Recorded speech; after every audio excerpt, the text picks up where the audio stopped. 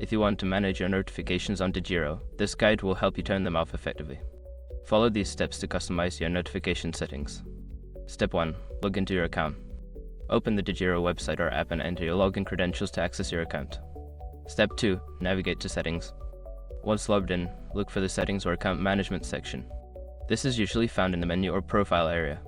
Step 3. Find Notification Preferences. In the Settings menu, locate the Notification Preferences or Alert section. This is where you can manage how you receive notifications. Step 4. Disable notifications.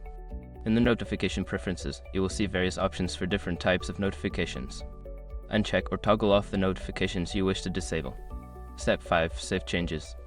After adjusting your notification settings, make sure to save your changes. Look for a Save or Confirm button to ensure your preferences are updated. By following these steps, you can easily turn off notifications on Degiro and enjoy a more streamlined experience.